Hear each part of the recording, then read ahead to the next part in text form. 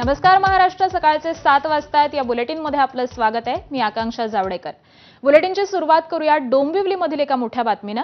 डोंबिवलीतील तुकाराम नगरमध्ये भाजप आणि एकनाथ शिंदेंच्या शिवसेनेमध्ये जोरदार राडा झालाय.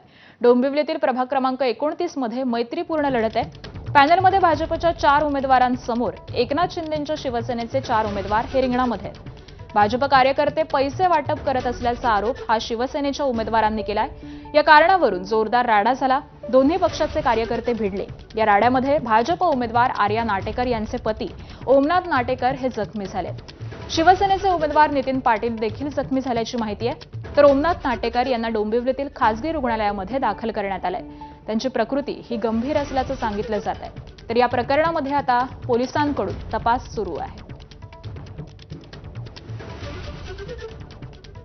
भगतवाडी पुंडली भगतवाडी आहे, गंगाराम म्हात्रेची बिल्डिंग आहे.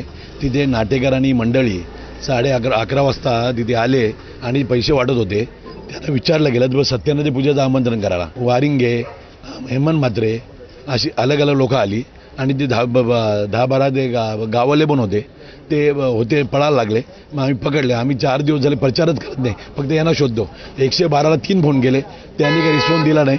आम्ही काही कोणाला मारले नाही. आम्ही कालच त्यांचे हात उचलला. आमचं काम एवढेच राहिले. आले निवडणूक प्रचार करायचा नाही, फक्त पैसे कुठे वाटत तेच बघायचं, बस तेच आमचं काम झालं. जे आरोपी आहे त्यांच्या कडक कारवाई झाली पाहिजे. इथे जो दहशतीचं वातावरण आहे तो दहशतीचं वातावरण होऊ नये. आणि मी DCP साहेबांशी चर्चा केली. कुठल्या हालतमध्ये इथे लोकशाहीप्रमाणे आपला हा इलेक्शन झाला पाहिजे. बाहेरची लोक इथे येता कामा नाही, दुसरं कोणी येता कामा नाही. वाड्यातली लोक 100% चालतील, पण बाहेरचा मतदार इथे बाहेरचं लोक कोणी येता कामा नाही, कोणी येता कामा नाही. डोंबिवली पोलीस स्टेशन हद्दीतील तुकाराम नगर या ठिकाणी झालेल्या मारहाणीच्या घटनेमध्ये ओमनाथ नाटेकर हे जखमी झालेले आहे आणि हे एम्स हॉस्पिटल MIDC मानपाडा या ठिकाणी उपचार घेत आहेत. सध्या ते ICU मध्ये आहेत. कल्याण डोंबिवली महानगरपालिकेच्या निवडणुकी जर पाहिलं तर आजचा उद्याचा शेवटचा दिवस आहे आणि त्याच्या आदल्या दिवशी जर पाहिलं तर आपण रक्तरंजित अशा पद्धतीची कल्याण डोंबिवलीची निवडणूक आपल्याला पाहायला मिळत आहे.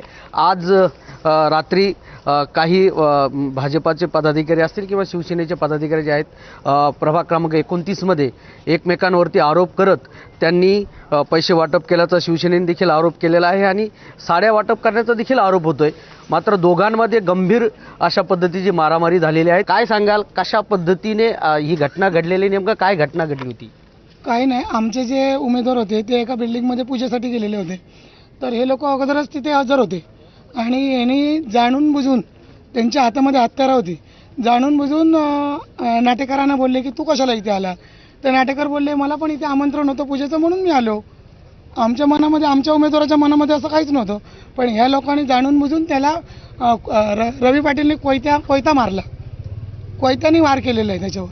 पैसे वाटप केले असल्याचं देखील आरोप झालेला आहे. नेमकं काय आरोप आहे हा? पैसे वाटप आम्ही करत नव्हतो. त्यांच्या पायाखालची जमीन आता सरकलेली आहे. त्यांना आता समजलेलं आहे की ते लोक हारणारच. गुंडागिर्दी डोंबिवलीत चालणार नाही. आरोप काय आहे तर पैसे वाटप. तुम्ही पूर्ण शहानिशा करावी. ते सत्यनारायणच्या पूजेला गेले होते. त्या पूजेमध्ये घराच्या बाहेर पडलं आणि समोरचे नितीन पाटील, रवी पाटील आले. त्यांनी त्यांची तिथे वादावादी चालू झाली आणि त्यांनी त्यांच्यावर वार केलेले.